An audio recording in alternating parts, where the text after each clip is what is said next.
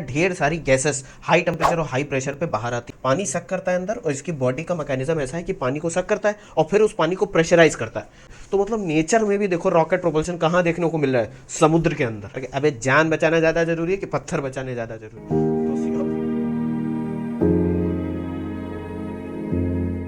Hello बच्चों, welcome to ether. आज हम लोग पढ़ने वाले हैं रॉकेट प्रोपल्शन लेक्चर 14। इससे पहले हम लोगों ने बहुत सारी चीज़ें पढ़ी हैं, नहीं देखा है तो देख लेना जाके। लॉज ऑफ मोशन चैप्टर हमारा चल रहा है, चैप्टर 8। आज जो टॉपिक है रॉकेट प्रोपल्शन, बच्चों इतना इंटरेस्टिंग टॉपिक है कि इसको समझने के बाद आपको लगेगा हाँ फिजिक्स कुछ तो होती है। मतलब अभी तक तो हो सकता है आपको समझ में ना आ रहा हो, बहुत सी चीज़ें ना आई हो, लेकिन जब इसको देखोगे समझोगे तो ऐसा लगेगा कि अरे बताओ, पेपर के 2 पेजेस पे जितनी मैथमेटिक्स करी गई उसके बेसिस पे रॉकेट अर्थ के एटमॉस्फेयर को छोड़ के स्पेस में चला जा रहा है। कितनी इंटरेस्टिंग चीज़ है। ये टॉपिक समझ में ना आ जाए तो पैसे वापस कर देना। पैसे कैसे वापस कर दोगे? मैं तो लिए ही नहीं पैसे। चलो छोड़ो। Lecture 14 rocket propulsion. सबसे पहले तो देखो, ये स्क्रीन पे रॉकेट दिख रहा है। ये रॉकेट मस्त ऊपर जा रहा है, ठीक है। अब कॉन्सेप्ट तो यहाँ पर यह है कि ये ऊपर कैसे जाता है, इसके पीछे का प्रिंसिपल क्या है। प्रिंसिपल बहुत सिंपल है, लास्ट वाले लेक्चर में पढ़ा हमने Newton's third law. Newton's third law क्या है? Action reaction. रॉकेट में बच्चों क्या होता है कि हजारों टन जो होता है, इसमें हजारों टन या बोलो यहाँ पर हजारों किलो जो है फ्यूल भरा होता है। वो जलता है और जैसे ही वो जलता है ढेर सारी गैसेस हाई टेम्परेचर और हाई प्रेशर पे बाहर आती हैं। ये जो है जला हुआ फ्यूल या प्रोपेलेंट है, जिसको प्रोपेलेंट बोलते हैं। ये जल के जब नीचे निकलता है तो देखो ये हो गया एक एक्शन। रॉकेट क्या कर रहा है? एक एक्शन कर रहा है। ये जो फ्यूल आपको दिख रहा है जलता हुआ, जो फ्लेम बाहर निकल रही है, इसके रिएक्शन में हमें रॉकेट ऊपर जाता हुआ दिखता है। तो मतलब न्यूटन थर्ड लॉ यहाँ पर क्या हुआ? ये हो गया एक्शन। ये जो फ्यूल जला हुआ नीचे निकल रहा है, ये क्या हो गया? ये जो गैसेस हैं, ये हो गया एक्शन। इनके रिएक्शन में रॉकेट क्या होता है? ऊपर जाता है। यही रॉकेट प्रोपल्शन का प्रिंसिपल है। तो यहाँ पर क्या लिखा हुआ है? Rocket propulsion is based on Newton's third law of motion. ठीक है। The action is the propellant being ejected downwards. जो मैं बता रहा हूँ कि प्रोपेलेंट जलता है बहुत ज़्यादा टेम्परेचर और प्रेशर पे, ये नीचे निकलता है और इसके रिएक्शन में क्या होता है? रॉकेट आगे प्रोपेल हो जाता है। प्रोपेल का मतलब होता है बढ़ना। Reaction is the rocket being propelled upward. बात समझे? अब यहाँ पर एक चीज़ ध्यान में ज़रूर रखनी है, क्या? कि जब भी मैं बात करूँ न्यूटन थर्ड लॉ की, किसकी बात करूँ? न्यूटन्स थर्ड लॉ, तो ये समझ जाना कि अगर इसकी मैथमेटिक्स लगाई जाए, देखो ये लॉ ऐसा तो है नहीं कि इसमें कोई फॉर्मूला लिखा हुआ है, जैसे न्यूटन सेकंड लॉ में हमने लिखा हुआ F is equal to M A. यहाँ पर ऐसा कोई फॉर्मूला तो है नहीं। अगर आपसे कोई पूछे कि न्यूटन थर्ड लॉ में हम ऐसा कौन सी मैथमेटिक्स लगाएंगे, तो सबसे सिंपल सी बात आती है, यहाँ पर आपको लगाना है conservation of momentum, linear momentum. क्या लगाना है? इसके बारे में हम लोगों ने पढ़ा था, कंजर्वेशन ऑफ लीनियर मोमेंटम, जो कि क्या कहता है? In absence of net external force on an isolated system momentum remains conserved. ये हम लोगों ने पढ़ा था लास्ट वाले लेक्चर में। अब आप देखोगे कि सिर्फ इस प्रिंसिपल को लगाने पे हमें ऐसी मैथमेटिक्स मिलेगी जो रॉकेट को अर्थ से स्पेस में भेज देगी। बात समझ रहे हो? इसको देख लो एक बार, फिर आगे समझते हैं। बहुत इंटरेस्टिंग है बच्चों, इसको ध्यान से समझना, ठीक है। अब जो रॉकेट प्रिंसिपल प्रोपल्शन का प्रिंसिपल है बच्चों, एक्शन रिएक्शन प्रिंसिपल, ये हमें नेचर में भी देखने को मिलता है। इस पर ज़रा गौर फरमाना। ये जो फिश, आप मछलियाँ होती हैं, ये अपने फिन्स को यूज़ करती हैं। क्या करती हैं? पानी को डिस्प्लेस करती हैं और आगे बढ़ जाती हैं, एक्शन और रिएक्शन। लेकिन यहाँ पर क्या है, ये नेचर में जो जाइंट स्क्विड होते हैं, इनके बारे में ज़रा देखना। ये इनके पास कोई फिन्स नहीं होता है, ये जो आपको दिख रहा है इनके पास, मतलब कि जैसे मछलियों में फिन्स निकले होते हैं, इसमें कोई फिन्स नहीं होते हैं। इनका जो मैकेनिज्म है वो बिल्कुल रॉकेट प्रोपल्शन मैकेनिज्म पे बेस्ड है। ये क्या करता है? ये इनके टेंटिकल्स टाइप के दिख रहे हैं, यहाँ पर इसके माउथ से ये पानी सक करता है, ठीक है।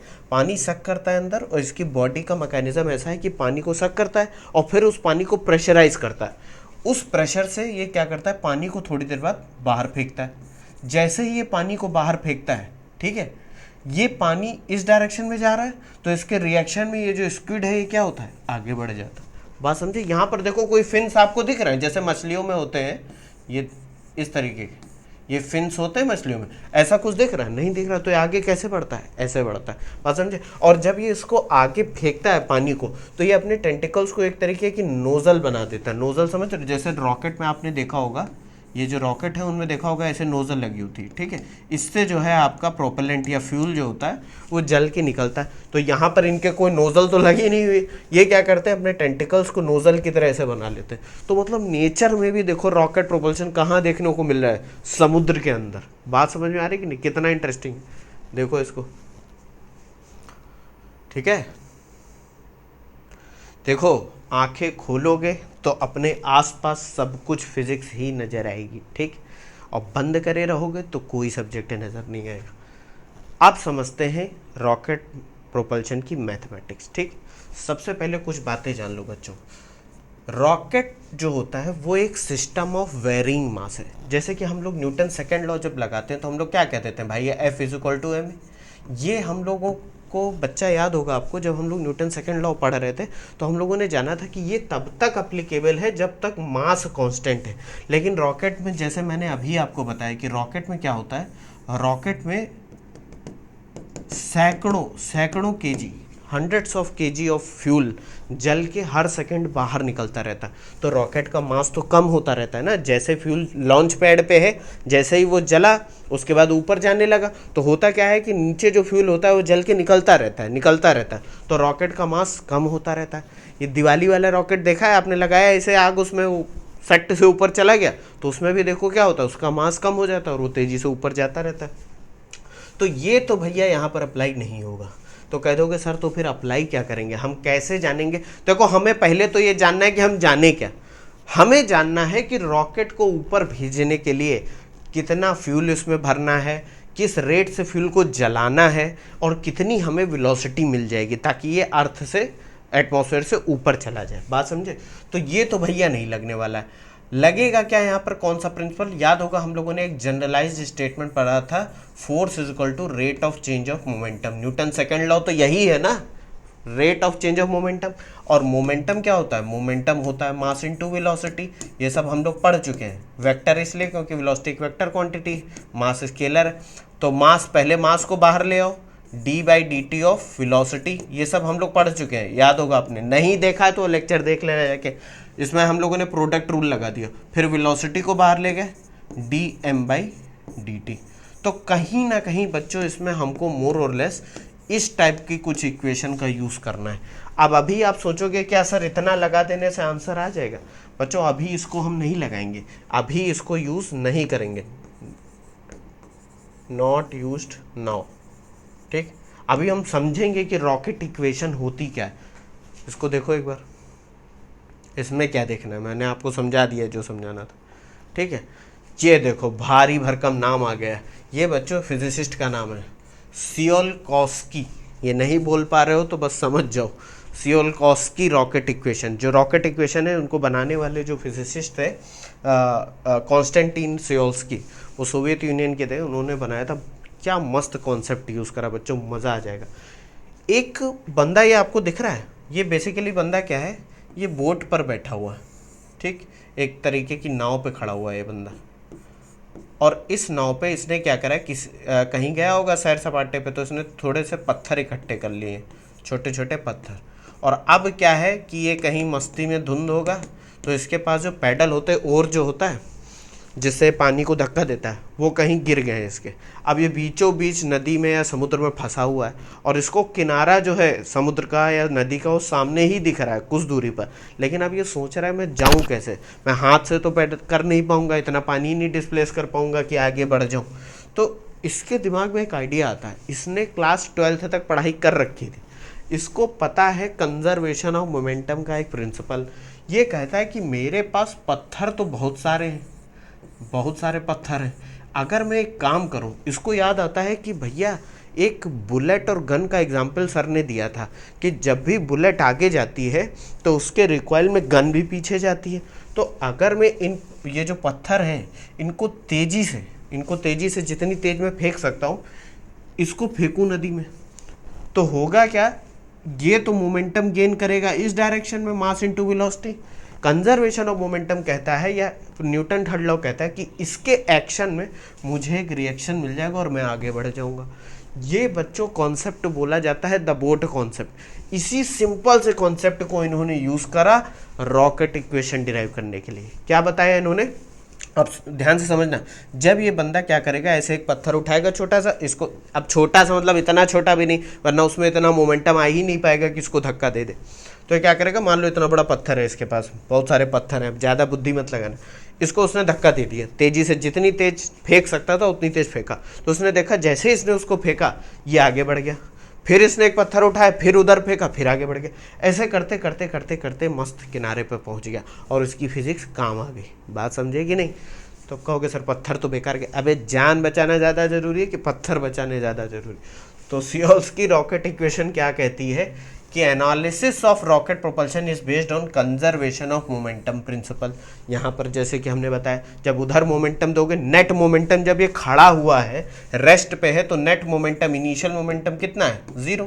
तो कंजर्वेशन प्रिंसिपल क्या कहता है मोमेंटम, कि अगर बाहर से कोई फोर्स नहीं लग रही इस पूरे सिस्टम में, सिस्टम क्या है, ये बंदा, उसकी नाव और उस पर रखा सारा सामान, तो उसका मोमेंटम कंजर्व रहेगा, यानी इनिशियल मोमेंटम 0 है तो फाइनल भी 0 होगा। ठीक है, तो अगर ये बंदा इस पत्थर को उस डायरेक्शन में फेंकेगा तो उतने ही मोमेंटम से ये आगे भी बढ़ेगा, तभी तो 1 प्लस 1 माइनस दोनों को जोड़ के क्या आ जाना चाहिए? 0। यही कंजर्वेशन प्रिंसिपल है। इसी बेसिस पे द बोट कॉन्सेप्ट पे हम सॉल्व करेंगे रॉकेट इक्वेशन। इसको देख लो एक बार, फिर हम लोग बढ़ते हैं एनालिसिस की तरफ।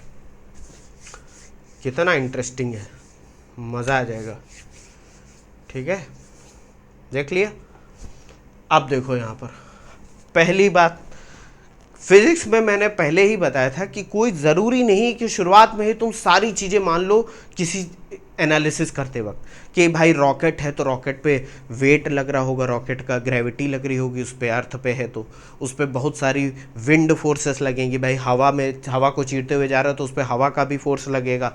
ये सब अभी मानने की ज़रूरत नहीं, हम एक आइडियल रॉकेट मान लेंगे। सियोल्कोस्की ने करा क्या, उन्होंने एक आइडियल रॉकेट माना। आइडियल रॉकेट मतलब एक रॉकेट जो स्पेस में मस्त आगे बढ़ता चला जा रहा है, जिसके ऊपर कोई फोर्स नहीं लग रही, बस वो आगे बढ़ रहा है। तो पहले तो कंडीशन हमें आइडियल रॉकेट के लिए अगर हम सॉल्व कर ले तो बाकी हम कंडीशन तो अप्लाई ही कर सकते हैं। भाई हमें सिंप्लिसिटी लानी है कैलकुलेशन में। कोई चीज़ अगर कॉम्प्लिकेटेड है तो कोई ज़रूरी नहीं उसका सोल्यूशन भी कॉम्प्लिकेटेड होगा, ये मैं पहले भी बता चुका हूँ। ठीक है, तो we will assume a rocket propelling in space without external forces like gravity और ड्रैग। ड्रैग क्या होता है बच्चों, ये मैं एक बार बता चुका हूँ, फिर से बताता हूँ। जब एटमॉस्फेयर में रॉकेट जाता है ऊपर तो क्योंकि आसपास हवा है, वो इसके मोशन का रेजिस्टेंस प्रोवाइड करती है। जो हवा है इसको रेजिस्ट करती है, इसको आगे बढ़ने नहीं देती है। बात समझ रहे? एक तरीके से ऐसे समझो कि पानी में जैसे पत्थर अंदर की तरफ फेंको तो पानी क्या करता है, उस पत्थर को रेजिस्ट करता है अंदर जाते वक्त, वही यहाँ पर बता रहा है ड्रैग। तो अभी हम इन सबको नेग्लेक्ट कर देंगे। अब यहाँ पर मैंने 2 रॉकेट बना रखे हैं, ये बेसिकली बच्चों एक ही रॉकेट है, एक रॉकेट आपका। और हाँ, यहाँ पर फ्रेम ऑफ रेफरेंस की भी बात करेंगे। जब ये रॉकेट ऊपर जा रहा होगा तो हम एनालिसिस तो अर्थ से ही कर रहे हैं ना, हम इसको मस्त अर्थ के फ्रेम ऑफ रेफरेंस से देख रहे हैं, यानी कि हम रेस्ट पे। तो एनालिसिस कहाँ से हो रही है? एनालिसिस हो रही है अर्थ से। कहाँ से हो रही है? ये अर्थ पे आप कहीं बैठे हो यहाँ से, और एनालिसिस यहाँ से कर रहे हो, ये सारे नज़ारे देख रहे हो। तो क्या है कि पहला जो रॉकेट है, इस रॉकेट का let at any time T mass of rocket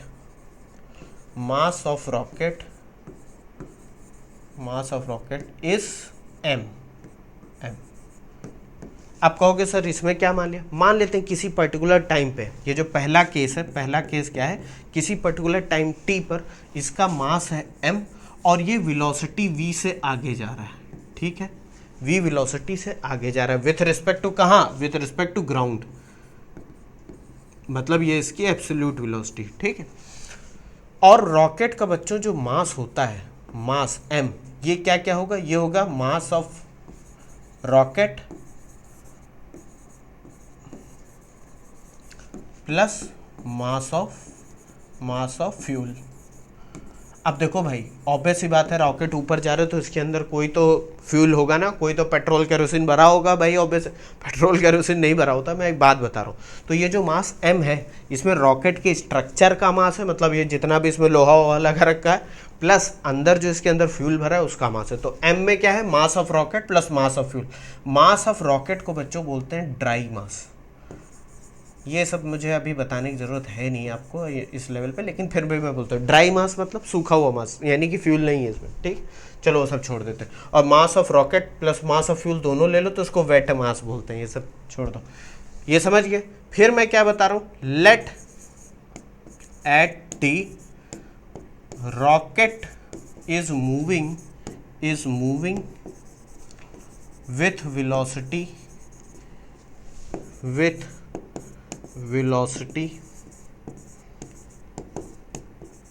v, ठीक है, v with respect to ground यानी अर्थ से, ये सारा नज़ारा आप अर्थ से देख रहे हो किसी टाइम टी पे, इसको लिख लो एक बार, फिर मैं और कुछ बताता हूँ, बहुत इंटरेस्टिंग है बच्चों, मज़ा आ जाएगा।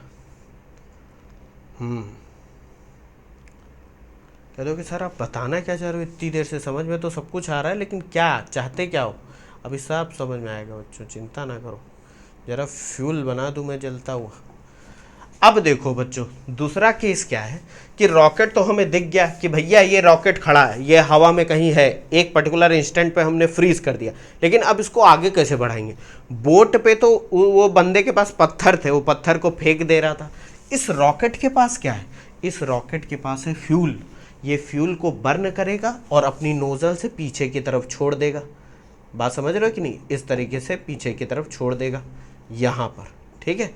तो हम मान लेते हैं कि एक स्मॉल टाइम इंटरवल dt मान लो, dt स्मॉल डी वाला टी, डिफरेंशियल वाला dt के बाद क्या होता है कि ये जो मास है इससे कुछ फ्यूल जल के नीचे आता है, इसका मास मैं मान लूँ अगर dm, क्या मान लूँ dm, और इसकी वेलोसिटी कितनी, इसकी velocity relative to rocket, ground के रिस्पेक्ट में नहीं भाई, जब इसको फेंकेगा ये नीचे की तरफ तो इसकी कोई ना कोई वेलोसिटी तो हो गई, अब नीचे से जब तुम देखोगे तो वो वेलोसिटी कैलकुलेट करना थोड़ा सा मुश्किल है, क्योंकि रॉकेट के रिस्पेक्ट में तो पता होगा, तो हम इसकी एक जनरल वेलोसिटी मान लेते हैं V R L, small V relative. अब कहोगे सर आपने इसका डायरेक्शन नीचे की तरफ क्यों नहीं लिखा है, देखो बच्चों यही मैं आपको बताना चाह रहा था कि जब ये रॉकेट ऊपर जा रहा होगा तो ये जो फ्यूल नीचे निकल रहा है वो आपको तो ग्राउंड से नीचे निकलते हुए दिख रहा है ना, इसलिए आप पहले से बोले दे रहे हो कि भाई वो नीचे की तरफ जा रहा है तो एरो बना दो सर,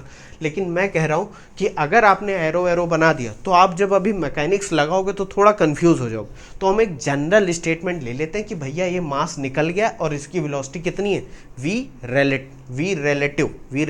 रेल का मतलब हो गया velocity of ejected mass with respect to rocket, rocket ने इसको धक्का दिया तो इसकी velocity with respect to rocket, ground के रिस्पेक्ट में नहीं, बात समझे। तो सबसे अच्छा तरीका यही रहेगा कि आप एरो मत दिखाओ, बस इतना दिखा दो कि हाँ इसने इतने मास को छोड़ दिया, पीछे छोड़ दिया, बात समझे। वो जब अभी हम कैलकुलेशन करेंगे तो अपने आप पता चल जाएगा कि ये नीचे है या ऊपर है, बात समझ गए। और जब ऐसा होगा तो होगा क्या, जो रॉकेट है उसका मास घट जाएगा dm अमाउंट से, और इसकी वेलोसिटी कंजर्वेशन ऑफ मोमेंटम क्या कहता है कि इसकी वेलोसिटी बढ़ जाएगी v plus D V, small velocity v plus D V. इतना समझ गए कि नहीं, मास निकला m, इसकी वेलोसिटी v रेल थी नीचे की तरफ, तो इसने रॉकेट को पुश करा, कंजर्वेशन ऑफ मोमेंटम यही कहता है कि जब मोमेंटम नीचे की तरफ इतना है तो ऊपर की तरफ प्लस होना चाहिए, दोनों को जोड़ के क्या होना चाहिए, 0 होना चाहिए। तो इसका मास घट गया और वेलोसिटी बढ़ गई, इसको देख लो, फिर मैं आगे बढ़ता हूँ, बहुत इंटरेस्टिंग है बच्चों, ठीक है, देख लिया। अब मैं कुछ और चीज़ें लिखने वाला हूँ, लेट सपोज या let after time dt mass dm is ejected by rocket and its velocity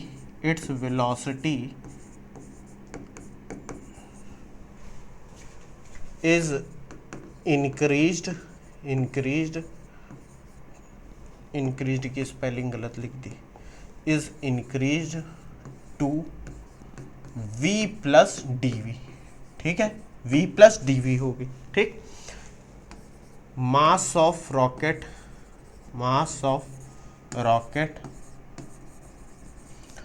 after dt कितना हो जाएगा m माइनस डी एम, यानी इतने टाइम के बाद कितना मास बचा m माइनस डी एम। कह दो कि सर ये कर क्यों ना, अभी बच्चों सब समझ में आएगा, पहले इसको देख लो। ठीक, तो ये हम समझ गए।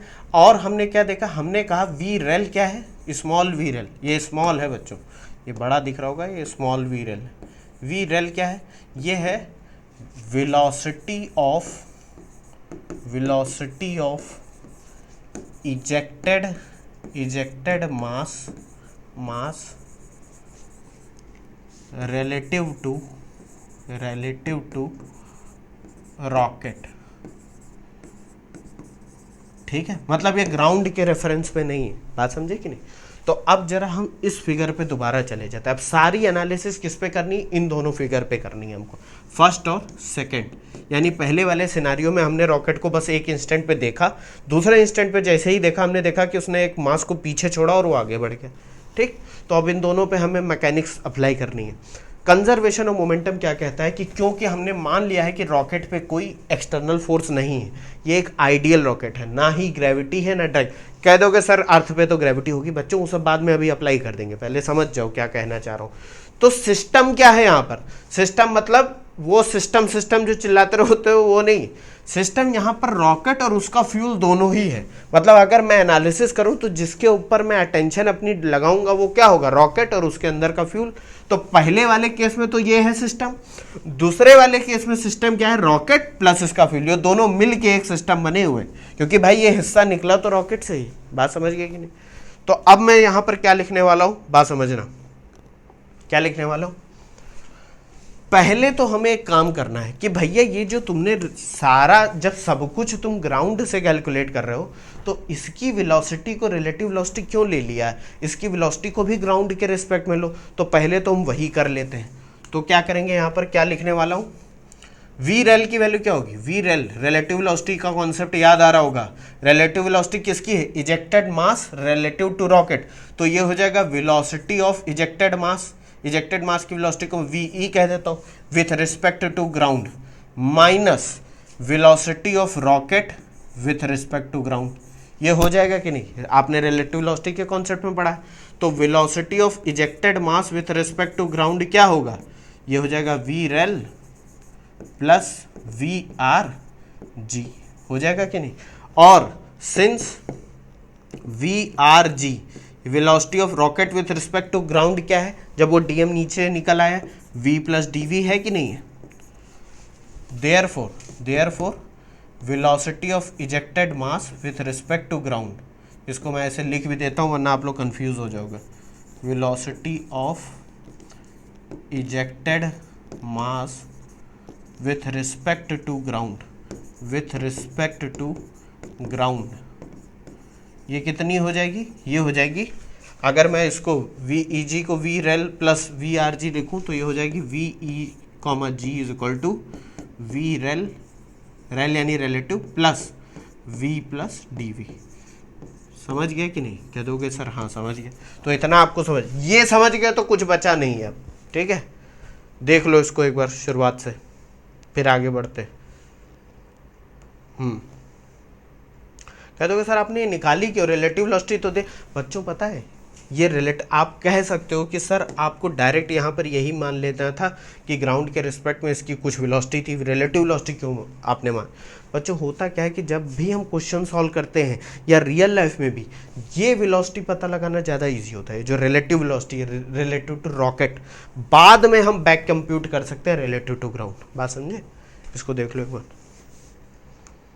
कितना इंटरेस्टिंग है ये, मज़ा आ गया है कि नहीं। अब भैया आ जाते हैं कि सर कहानी तो समझ गए, कहानी अब यहाँ पर आती है, since there are no external forces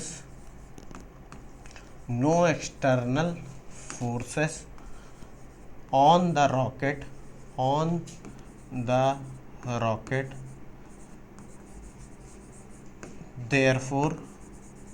therefore according to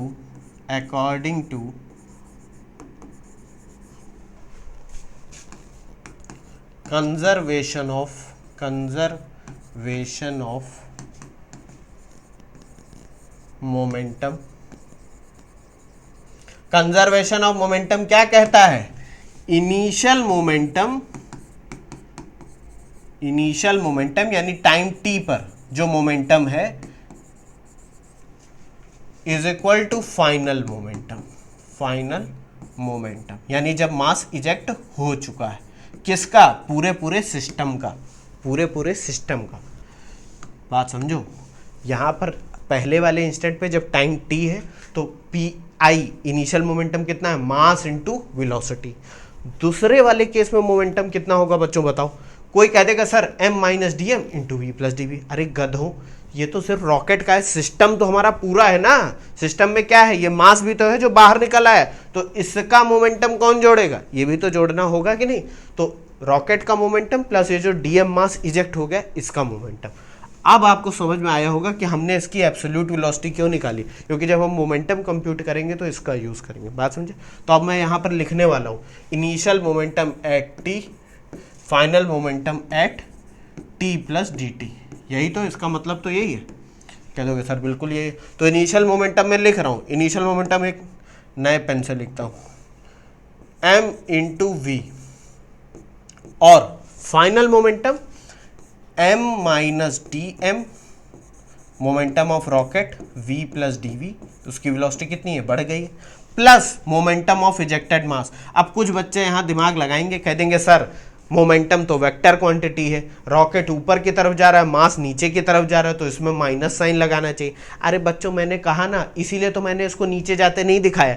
we rail इसीलिए तो लिख दिया, जब आप न्यूमेरिकल सॉल्व करोगे तो उसमें वैल्यू दे रखी होगी, अपने आप वो प्लस माइनस आ जाएगा। अभी हम लोग जनरली सॉल्व कर रहे हैं, इसलिए ये सब मत करना वरना कंफ्यूज हो जाओगे। तो ये मान के चलो बस ये रॉकेट जा रहा था, इसे डीएम को छोड़ दिया और आगे चलता गया, इसको इजेक्ट करा और आगे निकलता है चला गया। ठीक है, क्योंकि ग्राउंड से कैसा दिख रहा है अभी तुमको नहीं पता है। ठीक है, तो मोमेंटम क्या हो जाएगा? ये तो हो गया रॉकेट का momentum plus D M ejected mass, और उसकी वेलोसिटी कितनी है? वेलोसिटी है VEG, velocity of ejected mass with respect to ground, जो कि कितनी आगे है? जो कि आगे V rel plus V plus D V. आगे है कि नहीं? कह दोगे सर बिल्कुल। इसको हम लोग ओपन कर देते हैं, सारे टर्म्स जो है अंदर ले जाते हैं। एम वी, देखो m v plus m D v minus v d m minus D m D v, और ये क्या हो जाएगा? ये हो जाएगा we rel d m plus v d m plus D m D v. अब जो कट पिट रहे हो काट पिट दो, ये एम वी से एम वी कैंसिल आउट हो गया, और क्या क्या कैंसिल आउट हो गया? डी एम डी वी से d m D v cancel out हो गया, और ये वी डी एम माइनस का और ये वी डी एम प्लस का, ये हो गया कि नहीं? तो बचा क्या? ये बचा 0 is equal to m D v plus का वी रेल डी एम। ठीक है, अब एक टर्म को उधर ले जाते हैं, इसको देख लो पहले फिर बताता हूँ। मज़ा आ रहा है कि नहीं? कह दो कि सर क्या मज़ा आ रहा है, इतनी देर से मोमेंटम चिल्ला रहा हो। अभी सब समझ में आएगा, बहुत इंटरेस्टिंग है। ठीक है, देख लिया। तो अब मैं एक टर्म को उधर लेके जाता हूँ, तो ये हो जाएगा m D v is equal to minus का वी रेल डी एम। अब अगर मैं इस पूरी इक्वेशन को डी टी से डिवाइड कर दूँ, डिवाइडिंग इसको इक्वेशन 1 मान लो, इक्वेशन 1 बाई डी टी से डिवाइड कर दो, तो ये क्या हो जाएगा? M D we by D t, या पूरी इक्वेशन का रेट ले लो ना, सिंपल। देखो ये मत लिखना डी टी से डिवाइड, थोड़ा अच्छा नहीं लगता, चलो मैं समझाने के लिए बता दी हूँ। Is equal to we rel bracket में माइनस का D M upon D T.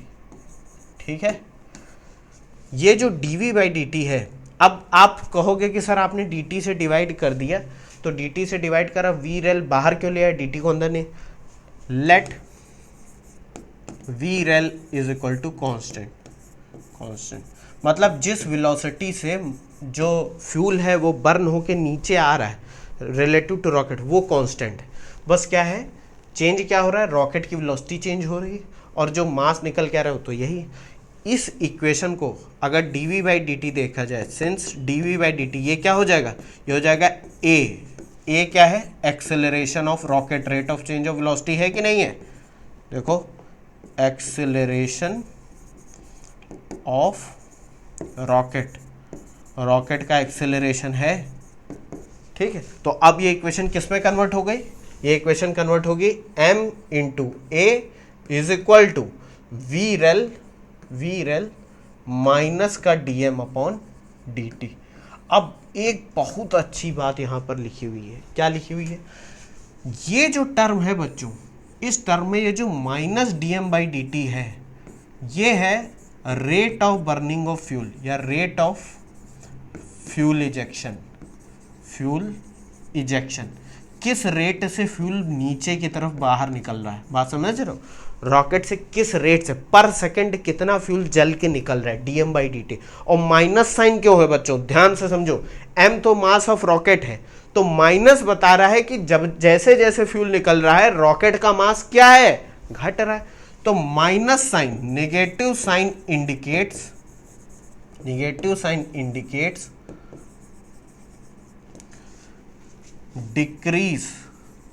Decrease in mass of rocket, बात समझे, ठीक है। इसको बोलते हैं रेट ऑफ फ्यूल इजेक्शन, या कहीं कहीं पे आप लिख दोगे rate of burning of fuel, कुछ भी लिखा हो सकता है। इसको अगर हम डिनोट करें, इसको डिनोट किससे कर सकते हैं, इसको डिनोट कर सकते हैं एम डॉट से, एम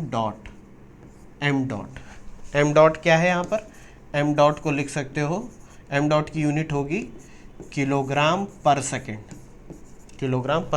यूनिट कुछ भी हो सकती है डिपेंडिंग अपॉन कि क्वेश्चन में क्या दे रखा है। इसको देख लो, फिर मैं और कुछ बताता हूं, ठीक है। तो minus D M by D t क्या हो गया, rate of fuel ejection, negative sign indicates decrease in mass of rocket, और एम डॉट, इसको मैं एम डॉट मान ले रहा हूं, किलोग्राम पर सेकेंड इसकी यूनिट है, ठीक है। तो अब देखो, हमने सारी गणित लगा के क्या पता चला कि भैया रॉकेट का एक्सेलरेशन कितना होगा, रॉकेट कितनी तेजी से अपनी वेलोसिटी चेंज करेगा, और ये सिर्फ बैठे बैठे पता चल गया, आपने कुछ नहीं करा। ऐसा नहीं कि रॉकेट के ऊपर बैठ के आपको जाना पड़ रहा है पता लगाने के लिए, शुरुआत से देख लो एक बार, ठीक है। सारी एनालिसिस ग्राउंड से हो रही है। मजा आया कि नहीं। तो अब मैं लिखने जा रहा हूं जो, वो ध्यान से समझना, M dot is equal to minus D M by D T, ठीक है। Since M dot is equal to minus D M by D T, तो उस इक्वेशन को हम कैसे लिख सकते हैं, V rel M dot is equal to M A, and this is known as Tsiolkovsky rocket first equation of rockets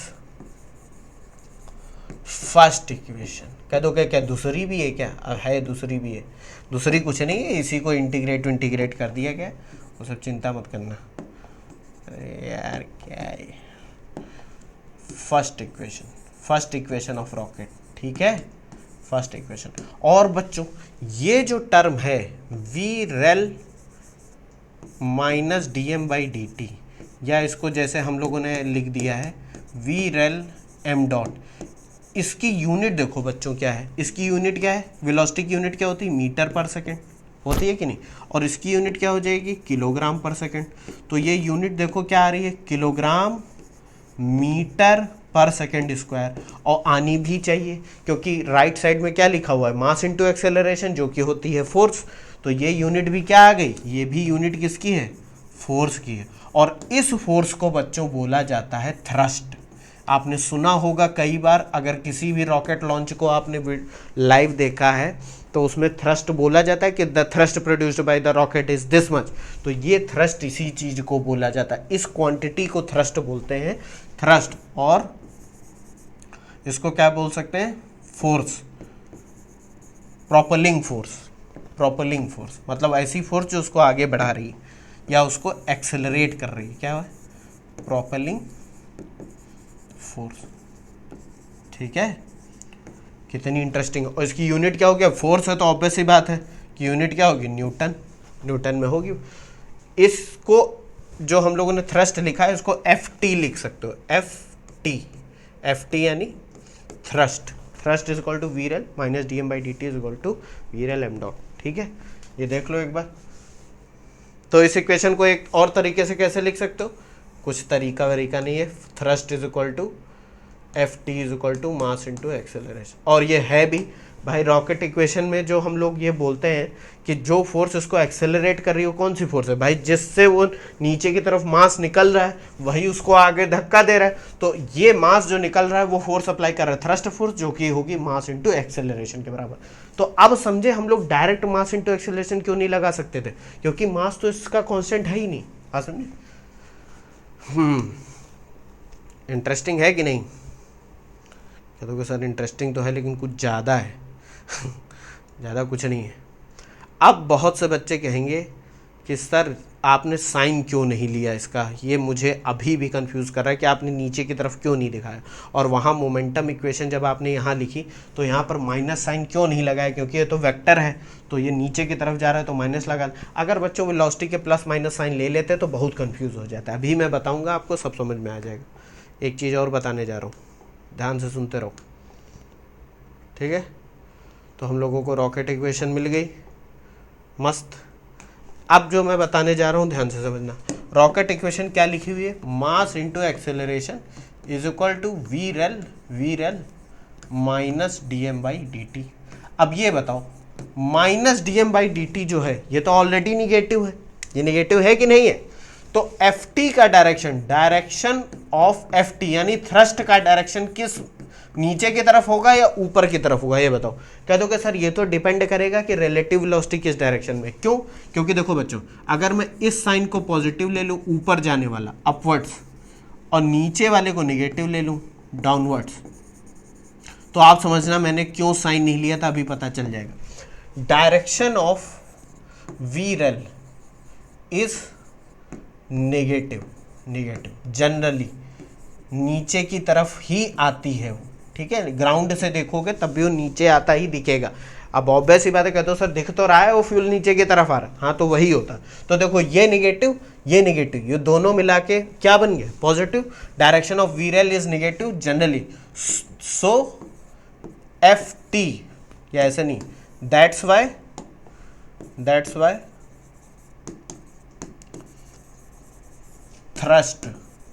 thrust और f t is upward. और यही अपवर्ड फोर्स क्या करती है, रॉकेट को आगे की तरफ धक्का दे देती।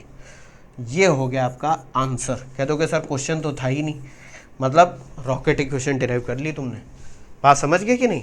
तो हमें पूरी इक्वेशन क्या क्या बता रही है, देखो कितनी प्यारी इक्वेशन है कि ये सब बता दे रही है कि रॉकेट थ्रस्ट फोर्स का डायरेक्शन क्या है, ये इसको आगे की तरफ धक्का देगा, ये जो एफ टी है आगे की तरफ धक्का देगी, ये नीचे जाएगा और एफ टी इसको आगे की तरफ पुश करेगी। आप समझिए, इसको देख लो एक बार फिर से, इंटरेस्टिंग, मज़ा आ गया। पॉज करके एक बार ये बच्चों अपने आप लिख जरूर लेना, समझ रहे हो, वरना बहुत ज़्यादा कंफ्यूज हो जाओगे। और ऐसा कुछ है भी नहीं इस इक्वेशन में खास कि आपको कंफ्यूज होना पड़े, ठीक। अब बात आती है कि रॉकेट इक्वेशन किन किन बातों पर डिपेंड करती है। रॉकेट इक्वेशन डिपेंड करती है सिर्फ रिलेटिव वेलोसिटी और मास जो हमने निकाला था, rate of burning of fuel कह दो या rate of ejection of mass कह दो, ठीक है, ये पता चल गया। लेकिन अब कहोगे कि सर रॉकेट जब भी ऊपर जाता है वो अर्थ से ही उठ कर जाता है, तो ग्रेविटी तो भैया लगती है ना उस पर, तो आपने हटा क्यों दी। अब यहां पर आता है केस क्या आता है, एज्यूम ग्रेविटी इज एक्टिंग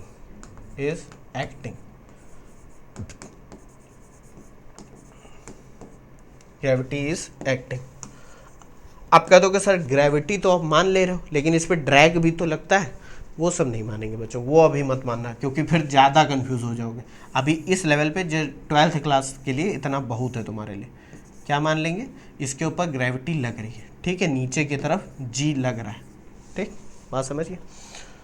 तो अब यहाँ पर करना क्या है, बहुत सिंपल है बच्चों। Assume gravity is acting and neglect drag, neglect drag, drag को हम अभी नहीं कंसीडर कर रहे, ठीक। ग्रेविटी लग रही, तो ग्राउंड से देखने पे भैया ग्रेविटी लग रही है, ठीक है, ग्राउंड से देख रहे हैं तो ग्रेविटी लग रही है। अब देखो क्या है, न्यूटन का सेकंड लॉ, क्योंकि रॉकेट तो एक्सेलरेट हो रहा है, उसका एक्सेलरेशन आपने निकाल भी लिया, m a is equal to क्या निकाला, m a is equal to f t निकाल लिया है आपने। लेकिन न्यूटन सेकंड लॉ क्या कहता है कि net force acting on the rocket is equal to mass into acceleration. तो मास इनटू एक्सेलरेशन तो है लेफ्ट हैंड साइड में, लेकिन फोर्सेस कौन कौन सी लग रही है रॉकेट पे, एक तो एम जी नीचे की तरफ लग रही है, एम जी नीचे की तरफ डाउनवर्ड, और ऊपर की तरफ क्या लग रही है, एफ टी लग रही है कि नहीं। तो नेट फोर्स कितनी होगी, एफ टी, ये प्लस में माइनस का एम जी, हमने जोड़ दी नेट फोर्सेस, समझ गया कि नहीं भाई। एफ टी ऊपर लग रही थी, एम जी नीचे लग रहा है, दोनों को जोड़ा तो f t minus m g is equal to mass into acceleration, समझे कि नहीं। तो अगर मैं इसको एक्सपेंड करूं तो एफ टी क्या निकाला था हम लोगों ने, वी रेल माइनस का D M upon D t, था कि नहीं था, माइनस का एम जी, पूरी इक्वेशन को एम से डिवाइड कर दो तो ये क्या हो जाएगा, A is equal to we rail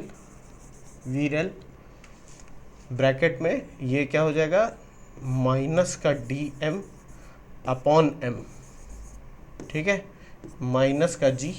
एक काम करो, अभी मत डिवाइड करो, एक्सेलरेशन को लिख लो, since acceleration is equal to D we by D T, rate of change of velocity, इसको भी वैल्यू पुट कर दो, तो M is equal M D we by D T is equal to we rel bracket में minus का D M upon D T minus का M G, ठीक है। कह दोगे सर ये क्यों करा, अभी समझ में आएगा। अब पूरी इक्वेशन को एम से डिवाइड कर दो, देखा, तो ये क्या बचेगा, D we by D T is equal to we rel upon M minus का D M upon D T minus का जी, ये बचेगा कि नहीं, कह दोगे सर बिल्कुल बचेगा। अगर मैं डी टी से मल्टीप्लाई कर दूं पूरी इक्वेशन को तो क्या बचेगा, D v is equal to, इसको थोड़ा सा मैं रीअरेंज कर रहा हूँ, ध्यान से समझना, ये m वाला पार्ट एक साथ ले आता हूँ तो डी एम अपॉन एम, क्योंकि डी टी तो कैंसिल हो चुका है, पूरी इक्वेशन को डी टी से मल्टीप्लाई कर दो, माइनस का जी डी टी, ये बचेगा कि नहीं, कह दोगे सर बिल्कुल बचेगा। अब यहाँ पर कुछ एजम्पशन कर रहे हैं, लेट, क्योंकि जनरली बच्चों आपने देखा होगा कि रॉकेट लॉन्च पैड पे होता है और फिर वो उड़ना स्टार्ट करता है, तो let at time t is equal to zero पे velocity of rocket is u, ठीक है। इनिशियल वेलोसिटी कितनी है, मान लेते हैं u है, ठीक है। मास m, मास कितना है उसका, मास मान लेते हैं mi है, इनिशियल मास mi, ठीक। आफ्टर टाइम t के बाद वेलोसिटी हो गई है v यानी कि फाइनल वेलोसिटी, ठीक है, फाइनल वेलोसिटी, ठीक है। और मास हो गया है mf क्या है, फाइनल मास, मतलब भाई फ्यूल जल के निकल चुका है तो फाइनल मास कितना बचा है, mf। इसको देख लो, कह दो सर कहना क्या चाह रहे हो, अभी सब समझ में आ जाएगा। इस इक्वेशन को मान लेते हैं इक्वेशन सेकंड, ठीक है। यहाँ पर मैं लिख रहा हूँ, नहीं यहाँ नहीं, नेक्स्ट पेज पर लिख दो वरना सब खिचड़ी बन जाएगी, ठीक है। Integrating equation second, integrating equation second को बच्चों जब हम लोग इंटीग्रेट करेंगे तो देखो क्या मिलेगा। इधर तो dv बचा है, तो dv कहाँ से कहाँ वेरी कर रहा है, u से v, वेलोसिटी u से v वेरी कर रही है, कह दोगे सर बिल्कुल वेरी कर रही है। वी रेल मास कहाँ से कहाँ वेरी कर रहा है, mi से mf, ब्रैकेट में ये जो माइनस था इसको बाहर ले आओ, dm upon m minus g, time कहाँ से कहाँ, g तो कांस्टेंट है भाई, जिस जगह से भी रॉकेट लॉन्च करे वहाँ का g लगभग कांस्टेंट मानना है आपको, तो वो क्या हो जाएगा, टाइम कहाँ से वेरी कर रहा है, 0 से t dt। वो बात अलग है बच्चों की, जब हम लोग ग्रेविटेशन पढ़ेंगे तो पता चलेगा कि g की वैल्यू भी उतनी कांस्टेंट रहती नहीं है एक हाइट के बाद, ठीक है। चलो छोड़ो वो सब बात की बात है। तो देखो dv का इंटीग्रेशन क्या हो जाएगा, v हो जाएगा कि नहीं, और अपर इसमें लिमिट रख दोगे u से भी, और ये क्या हो जाएगा माइनस का v rail dm upon m, ये integration of dx upon x, 1 upon x का इंटीग्रेशन लिखा हुआ है। 1 अपॉन x का इंटीग्रेशन क्या होता है, नेचुरल लॉगरिथमिक x, यही तो होता है log x। तो यहां पर लिख देते हैं ln m, ठीक है। ln का मतलब सब बता चुका हूं मैं, ये बेस e पर है, ठीक है, माइनस g, और इसका इंटीग्रेशन क्या हो जाएगा t, लिमिट 0 से t, तो upper limit minus lower limit, तो v minus u is equal to minus का v रेल, अपर लिमिट रखो तो ये हो जाएगा ln mf minus ln mi minus का g ब्रैकेट में t माइनस 0, हो जाएगा कि नहीं। तो ये हो जाएगा v minus u is equal to, अब याद होगा आपको log m माइनस n क्या होता है, log m minus log n, log m upon n होता है कि नहीं, यहाँ log के प्रिंसिपल लगा दो तो ये हो जाएगा log mf अपॉन mi, हो जाएगा कि नहीं। ये हो जाएगा माइनस का gt, ठीक है। इतना देखो पहले फिर आगे बताता हूँ, शुरुआत से देख लो। तो सर कर क्या रहे हो, अभी सब समझ में आ जाएगा ठीक है, ये ग्राउंड है।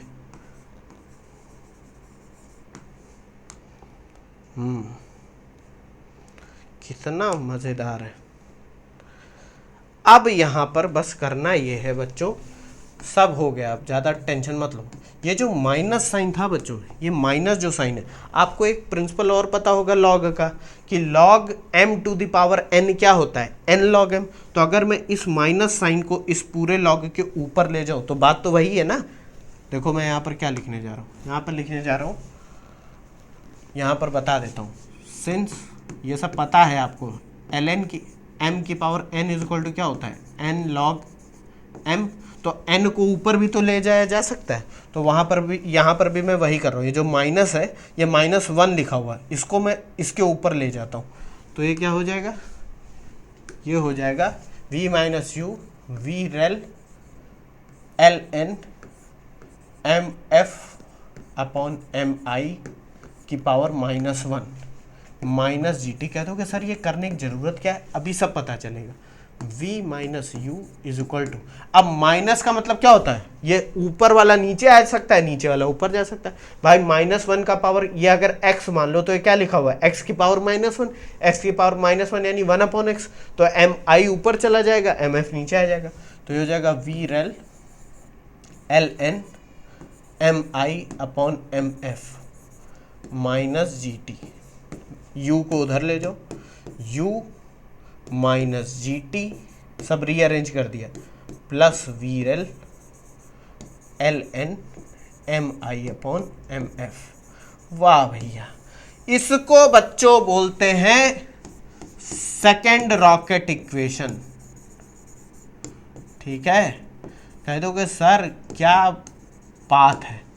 देखो बच्चों, अगर इस टर्म को भूल जाओ तो ये क्या लिखा हुआ है, ये लिखा है सेकेंड इक्वेशन ऑफ मोशन, जो कि हम लोग ग्रेविटी के अंदर लगाते ही हैं भाई। एक्सेलरेशन जी है, ऊपर जाते वक्त u माइनस जी टी हो जाता है, ये तो हम लोगों ने पढ़ रखा है। ये टर्म क्यों आ गया, ये टर्म इसीलिए आ गया क्योंकि जो ऑब्जेक्ट है उसका मास कांस्टेंट नहीं है, वो एक्सेलरेट हो रहा है। बात समझे कि नहीं, कितना इंटरेस्टिंग है। अब जनरली क्या होता है, एक चीज़ और मैं बता देता हूँ। जनरली क्या होता है कि इनिशियल वेलोसिटी ज़ीरो होती है, ठीक। And if we neglect gravity, अब जो सियोल्स्की ने बताया था उसमें इसको सेकेंड रॉकेट इक्वेशन नहीं बोली गई थी। अभी मैं बताता हूँ उन्होंने सेकेंड रॉकेट इक्वेशन किसको बोला था। Generally u is equal to, भाई लॉन्च पैड से उठेगा तो इनिशियल वेलोसिटी तो जीरो ही है। And if we neglect gravity को नेग्लेक्ट, कह दो कि सर पूरा खेल ही ग्रेविटी का है, अब ग्रेविटी को कैसे नेग्लेक्ट, अभी मान लेते, क्योंकि सियोल्स्की ने जब प्रूफ करा था तो उसमें ग्रेविटी को नहीं माना था, बाद में ये सब अप्लाई करा गया, जीटी और ये सब टर्म आ गए, ठीक। तो यहाँ पर u को 0 मान लो और g वाला टर्म भी क्या हो जाएगा, 0 हो जाएगा। gt ये 0 मान लो, अभी 0 मत लिखो यार, ये बहुत गंदा लग रहा है देखने में, ठीक है, बस नेग्लेक्ट ग्रेविटी लिख दो। तो ये क्या हो जाएगी, ये इक्वेशन हो जाएगी v is equal to we rel l n m i upon m f. इसको उन्होंने बोला सेकेंड रॉकेट इक्वेशन। ठीक है, सेकेंड रॉकेट इक्वेशन। बात समझ गए? कह दो कि ये इक्वेशन सर बता क्या रही है। अब देखो बच्चों, ये बता क्या रही कि ये बता ये रही कि मान लो रॉकेट स्पेस में जा रहा है, अभी क्योंकि ग्रेविटी नेग्लेक्ट कर दी, तो उस वो जो वेलोसिटी से आगे जा रहा होगा उस कितनी बातों पे डिपेंड करेगी। अगर M i upon m F यानी इनिशियल मास और फाइनल, भाई जितना हमने उसमें फ्यूल भर दिया रॉकेट में वो तो कांस्टेंट है, वो तो अब चेंज होगा नहीं। चेंज क्या होता रहेगा, उसका फाइनल मास। भाई जैसे जैसे वो नीचे आता जाएगा जल के, उसका जो फाइनल मास है वो हर इंस्टेंट चेंज होता रहेगा। लेकिन अगर मैं जिस पॉइंट पे, जैसे रॉकेट क्या होता है, सैटेलाइट्स या पेलोड को लेकर ऊपर जाता है बच्चों, तो जिस पॉइंट पे वो पेलोड को डालता है ऑर्बिट में, यानी सैटेलाइट को भेजता है वहाँ पर, जिस पॉइंट पे, यहाँ से लेके वहाँ तक अगर हमें मास पता है कि एम आई इतना है और पूरा पूरा फ्यूल जलने के बाद रॉकेट का मास इतना होगा, तो ये तो दोनों कांस्टेंट हो गए। तो किस वेलोसिटी से रॉकेट ऊपर जाएगा वो सिर्फ एक बात पर निर्भर करता है कि उस रॉकेट के अंदर से जो मास, जो फ्यूल है, वो कितनी तेजी से जल के नीचे आ रहा है। बात समझ गए कि नहीं? भाई रॉकेट में फ्यूल भर दिया आपने और इस पॉइंट पे इसको डालना है सैटेलाइट को, तो ये जो पॉइंट है और इस पॉइंट के बीच में मास का रेशियो तो आपको पता चलेगा कि भैया इतना ही रहेगा, ना हम रॉकेट बड़ा बना देंगे और ना हम बीच में उसमें पेट्रोल या फ्यूल भर देंगे, तो ये तो कांस्टेंट हो गया। तो किस बात पे डिपेंड करता है कि कितनी तेजी से जाएगा? ये डिपेंड करता है सिर्फ और सिर्फ रिलेटिव वेलोसिटी ऑफ क्या, इजेक्टेड मास। बात समझे? जितनी तेजी से इजेक्ट करेगा उतनी तेजी आगे जाएगा। बात समझ गए? ये बताती है इक्वेशन कितना इंटरेस्टिंग है। ठीक है, तो हमने दोनों चीज़ें पढ़ ली, एक बार मैं रिवाइज कर देता हूँ। जो फर्स्ट रॉकेट इक्वेशन थी वो क्या थी, m a is equal to minus या वी रेल ब्रैकेट में माइनस का D M upon D T. ठीक है नहीं, ये फर्स्ट रॉकेट इक्वेशन थी और ये है आपकी सेकेंड रॉकेट इक्वेशन। तो ये दोनों हम लोगों ने डिराइव कर ली बच्चों। और देखो बच्चों, इस इक्वेशन ने ही बताया कि देखो रॉकेट में स्टेजिंग क्यों करते हैं। एक बहुत अच्छा इंटरेस्टिंग टॉपिक, रॉकेट में स्टेजिंग क्यों करी जाती है। ऐसा क्यों नहीं होता कि सिंगल बॉडी, जनरली अब तो बनने लगे हैं क्योंकि वो बहुत एफिशिएंट रॉकेट होते हैं। रॉकेट में क्या होता है, कुछ दूरी तक एक स्टेज जलती है, फिर वो सेपरेट हो जाती है, फिर दूसरी स्टेज जलती है, फिर वो ऊपर चली जाती है। ऐसा क्यों होता है? देखो बच्चों, अगर ऐसा करा नहीं जाएगा तो एक बात बताओ, जब इस स्टेज का फ्यूल खत्म हो गया, मान लो इतना फ्यूल खत्म हो गया, तो जब रॉकेट ऊपर जा रहा है वो इतने सारे स्ट्रक्चर को अपने आप बेकार में ही तो लेके जा रहा है। उसका काम खत्म हो गया, उसका काम था उस फ्यूल को स्टोर करना। फ्यूल उसने जला दिया उतना, तो उसको ऊपर लेके क्या जाने की जरूरत है भाई? उस स्ट्रक्चर को ले जाने की क्या जरूरत है? उसको फेंक दो। तो उससे क्या होगा, आपको जो डेल्टा वी है वो ज़्यादा मिल जाएगा और आपको ज़्यादा फ्यूल भी बर्न नहीं करना पड़ेगा, एफिशिएंसी बढ़ जाएगी आपकी। बात समझ रहे हो कि नहीं? तो ये पूरी कहानी थी बच्चों रॉकेट की। मैंने सब आपको समझाने की कोशिश करी है।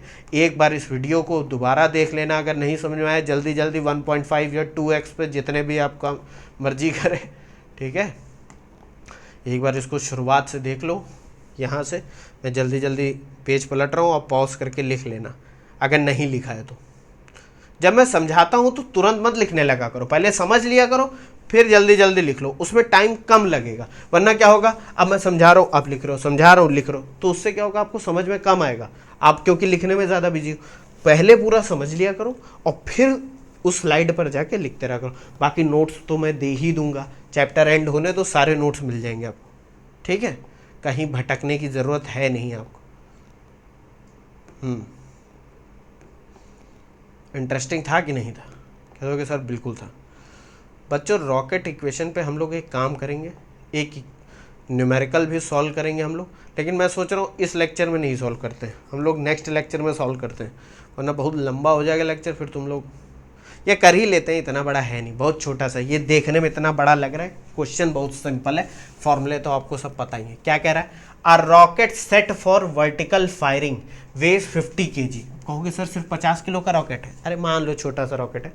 And contains 450 kg of fuel, 450 kg उसमें फ्यूल भरा हुआ है। यही तो बच्चों रॉकेट का थोड़ा सा अगर आपको पढ़ना हो तो जाके पढ़ना भी, इंटरेस्टिंग भी है।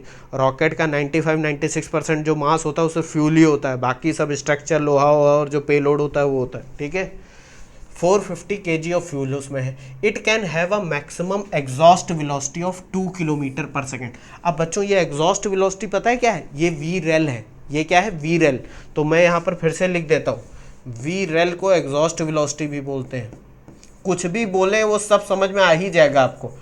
ठीक है, वो किस वेलोसिटी की बात कर रहा है वो समझ जाओगे, क्योंकि यही वेलोसिटी जनरली दे रखी होती है, एग्जॉस्ट वेलोसिटी या इजेक्टेड वेलोसिटी, इजेक्टेड मास वेलोसिटी, ठीक है, या वेलोसिटी ऑफ फ्यूल, ऐसे करके जो भी दे रखो। What should be the minimum rate of fuel consumption, पहला पॉइंट क्या कह रहा है, to just lift it off the launch pad, मतलब उसको लॉन्च पैड से सिर्फ उठाने के लिए कितना ज़्यादा, कितनी रेट से हम फ्यूल को बर्न करें, ज़्यादा की बात नहीं हो रही, कितनी रेट से, यानी पर सेकेंड कितना फ्यूल जलाएं कि वो बस रॉकेट उठ जाए, बात समझे, यहाँ एक्सेलरेट करने की बात नहीं हो रही, बस ग्रेविटी के अगेंस्ट में उठ जाए, बात समझे। तो हम लोग आ जाते हैं पहले पॉइंट पे। याद करो हम लोगों ने इक्वेशन क्या लिखी थी, अब इक्वेशन थी f t minus m g is equal to M a, याद आ रहा है कि नहीं, सेकेंड रॉकेट इक्वेशन जो हम लोग डिराइव कर रहे थे, ऐसे कर रहे थे। अब आपके दिमाग में आएगा सर ये तो बीच में कहीं था, कोई ज़रूरी नहीं ना बच्चों कि पूरा, इसीलिए तो मैं डेरिवेशन करा रहा हूँ ताकि आप अप्लाई कर पाओ, कोई ज़रूरी नहीं फॉर्मूला याद रहे, ठीक है। F t minus m g is equal to M A.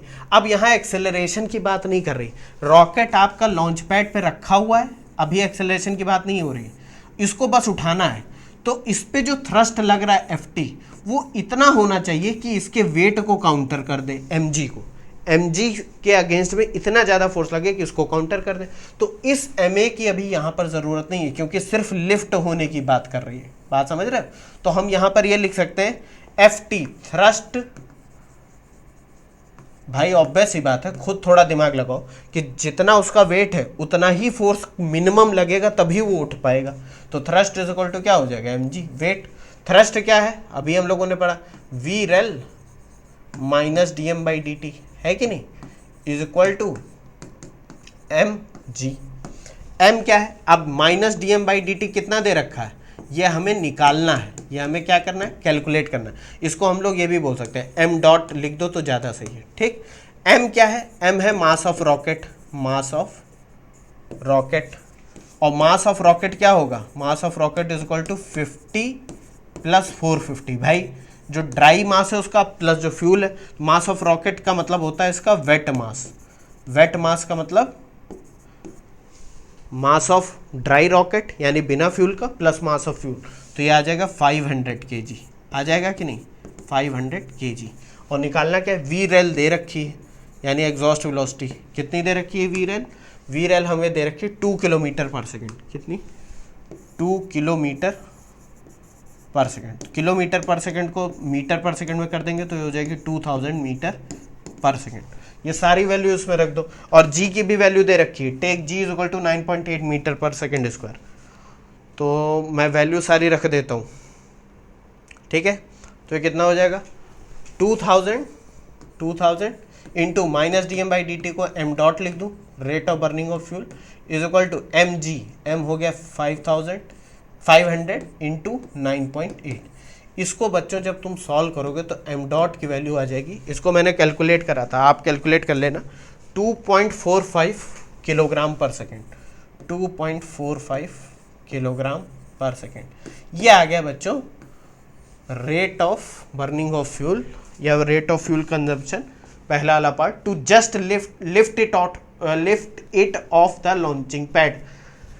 अटक जा रहा हूँ, ठीक है। What should be the minimum rate of fuel consumption, तो पहला वाला तो समझ गए, बहुत आसान था। हमने क्या करा, मिनिमम इसको उठाने के लिए थ्रस्ट की वैल्यू mg के बराबर होनी चाहिए, भाई जितनी फोर्स ऊपर लग रही हो कम से कम mg के बराबर होनी चाहिए, और वो वैल्यू हमने यहाँ पर सारा सब गणित लगा दी, सॉल्व करने के बाद इतनी आएगी। दूसरा क्या कह रहा है, दूसरा कह रहा है अब दूसरे केस में कह रहा है कि आपको एक्सेलरेशन भी देना है, उठाना ही नहीं है, to give an initial acceleration of 20 metre per second square.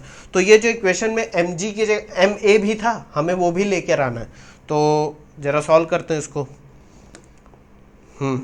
Second case में क्या है, सेकेंड केस में बच्चों जो रॉकेट इक्वेशन लगेगी वो ऐसे होगी, f t minus m g is equal to M a, यही तो था भाई, net force acting on the rocket is equal to mass into acceleration. F t कितना हो जाएगा, we rel into m dot. अब कुछ बच्चे क्या करते हैं, यहाँ माइनस ले लेंगे, अरे M dot minus D M by D T ही है, ठीक है, माइनस का M into G is equal to M A, ये सारी वैल्यू पुट कर दो। वी रेल कितनी है 2000 इंटू एम डॉट निकालना है, माइनस एम कितना है 500, जी है 9.81 इज इक्वल टू एम कितना है 500 और एक्सेलरेशन कितना है 20। ठीक है, 20 मीटर पर सेकेंड है। ये देखो acceleration of 20 metre per second. इसको बच्चों जब आप लोग सॉल्व करोगे तो ये वैल्यू कितनी आ जाएगी, ये मैंने सॉल्व कर लिया, आप कर लेना। एम डॉट की वैल्यू आ जाएगी सॉल्व करने पर 7.45 किलोग्राम पर सेकेंड, किलोग्राम पर सेकेंड। ये आपका दूसरा आंसर आ गया, पार्ट 2 का आंसर आ गया। ठीक है, कि acceleration 20 metre per second square का देने के लिए जो minimum rate of fuel consumption होना चाहिए वो 7.5 kg पर सेकेंड उसको फ्यूल बर्न करना पड़ेगा, तभी वो ऊपर उठ पाएगा विथ दिस एक्सेलरेशन। ठीक है, देख लिया। अब तीसरा पार्ट क्या कह रहा है, थर्ड पार्ट क्या कह रहा है ये भी देख लेते हैं। थर्ड पार्ट कह रहा है what will be the speed of the rocket when the rate of consumption of fuel is 10 kilogram पर second and whole of the fuel is consumed। मतलब कह रहा है कि भैया जब रॉकेट उड़ा तो ये जाते जाते इसका फ्यूल खत्म हो रहा है, उस टाइम पे जब इसका पूरा फ्यूल खत्म हो चुका होगा तब इसकी वेलोसिटी कितनी होगी। ठीक है, और रेट ऑफ फ्यूल कंजम्पशन इस बार दे रखा है 10 किलोग्राम पर सेकेंड। कितना, 10 किलोग्राम पर सेकेंड। तो एम डॉट की वैल्यू दे रखी है, एम डॉट कितना है 10 किलोग्राम पर सेकेंड। अच्छा, रेट ऑफ फ्यूल कंजम्पशन आप ऐसे भी तो लिख सकते हो, एम डॉट कैसे लिख सकते हो, ये होता है माइनस का D M upon D T, minus का D M upon D T, ये होता है कि नहीं। तो आप ऐसे भी तो इसको लिख सकते हो, माइनस का डी एम का मतलब फाइनल माइनस इनिशियल करोगे जब, minus M F final minus initial upon time, कितना टाइम मान लेते हैं लगा खत्म होने में टी। तो M dot is equal to, ये माइनस अंदर हो जाएगा तो M I minus M F upon T हो जाएगा कि नहीं। एम आई कितना है, इनिशियल मास ऑफ रॉकेट कितना है, m is equal to 500 kg। भाई है कि नहीं है, कह दोगे सर बिल्कुल है। इनिशियल मास ऑफ रॉकेट कितना है 50 + 450 और फाइनल मास कितना है, फाइनल मास कुछ बच्चे यहाँ बेवकूफ़ी में 0 लिख कर आ जाएंगे। अरे बच्चों फ्यूल जला है, रॉकेट नहीं जल गया है पूरा, तो यहाँ पर क्या हो गया 50 kg। भाई जलने के बाद फ्यूल जल गया, फ्यूल कितना जला 450, या आप डायरेक्ट निकाल सकते हो कि डीएम यानी कि क्या जलेगा, भाई फ्यूल ही तो जलेगा, तो कितना हुआ 450 अपॉन टाइम। हमें ये निकालना है कि कितना टाइम लगेगा फ्यूल को जलने में, तो ये हमें पता है मास कितना, रेट ऑफ फ्यूल कंजम्पशन 10 दे रखा है, तो 10 इज इक्वल टू 500 माइनस 50। ये लिखने की ज़रूरत नहीं थी मुझे, मैं डायरेक्ट 450 लिख देता, क्योंकि फ्यूल कितना है 450 और जलने में कितना टाइम लगेगा अपॉन टी। तो टी की वैल्यू यहाँ से बच्चों आ जाएगी 45 सेकेंड, 45 सेकेंड्स लगेंगे उसको जलने में। और अभी मैंने बताया कि क्योंकि लिफ्ट ऑफ हो रहा है तो इनिशियल वेलोसिटी u कितनी है रॉकेट की 0 है, और सेकेंड रॉकेट इक्वेशन जो आई थी वो क्या थी u माइनस जी टी, ठीक है नहीं, plus v rel l n m i upon m f, ठीक है नहीं। अब यहाँ पर आप सारी वैल्यू पुट कर दो, तो u तो हो जाएगा 0 माइनस 9.8 इंटू टाइम कितना हो गया, टाइम हो गया 45 प्लस वी रेल वेलोसिटी, तो रिलेटिव वेलोसिटी 2000 ही है, वो कितनी हो गई 2000 एल एन इनिशियल मास हो गया 500 और फाइनल मास हो गया 50। बात समझे भाई, इनिशियल मास 500, फाइनल मास जलने के बाद फ्यूल 50। इस इक्वेशन को बच्चों आप सॉल्व कर लेना, यहाँ ये 10 आएगा। बहुत बच्चे क्या करेंगे, नेचुरल लॉगरिथमिक 10 को 1 कर देंगे। अरे गधों, वो बेस 10 पे 1 होता है डायरेक्ट, मतलब ना इसकी वैल्यू कुछ 2.302 आएगी, ये सब मैं पहले भी बता चुका हूँ। जब इसको सॉल्व करोगे बच्चों तो वेलोसिटी मैं कैलकुलेट कर चुका हूँ, आप कैलकुलेट कर लेना। यह आ जाएगी 4164.17, 4164.17 मीटर पर सेकेंड। तो किलोमीटर पर सेकेंड में कितनी आ जाएगी, 1000 से डिवाइड कर दो किलोमीटर पर। अब भाई जब भी क्वेश्चंस में जो यूनिट यूज़ करी गई हो जनरली उन्हीं को यूज़ करना। वेलोसिटी किलोमीटर में दे रखी है तो किलोमीटर में यूज़ करो, ठीक है। यही बच्चों आंसर है इसका। कितना अच्छा क्वेश्चन था ये, सारे कॉन्सेप्ट आपके क्लियर हो गए होंगे अब। ये जेई में क्वेश्चन आ चुके हैं ऐसे, ठीक है। ये क्वेश्चन कहाँ से लिया था मैंने, ये क्वेश्चन मैंने लिया था डीसी पांडे सर की जो बुक है उससे। और एक चीज़ ध्यान रखना, ये सब सारी बुकें लगाने की कोशिश मत कर देना, बुक्स जितनी है सब लगाने लगो, ठीक है। कि 50 बुक एक साथ खोल के रख ली और लगा कोई भी नहीं पाया। एक किताब से सॉल्व करना मैं 50 बार बोल चुका हूँ। मैं आपको समझाने के लिए अच्छे अच्छे क्वेश्चन ले ही आ रहा हूँ, इतनी मेहनत क्यों करनी तुमको, ठीक है। अच्छा, ये कुछ मेजर कंट्रीब्यूटर्स हैं रॉकेट साइंस में। एक तो कॉन्स्टेंटिन सियोल्स्की हैं, इनके बारे में तो बता ही दिया, रॉकेट इक्वेशन। रॉबर्ट गोदार्ड है, इन्होंने पहला लिक्विड इंजन बनाया था रॉकेट का। सर एक बार देख लेना विकिपीडिया में, इतने बड़े बड़े नाम है, विलियम मोरे, हरमन ओबर्थ, ये सब बहुत काम करा इन्होंने रॉकेट की फील्ड में, ठीक है। तो बच्चों मज़ा आया होगा आप लोगों को, रॉकेट प्रोपल्शन समझ गए, मज़ा तो आया होगा। नहीं आया है तो यानी कि तुमको फिजिक्स से प्यार नहीं है। अगर मज़ा आया है तो बहुत अच्छी बात है। नेक्स्ट वीडियो में हम लोग कुछ और पढ़ेंगे। Thank you.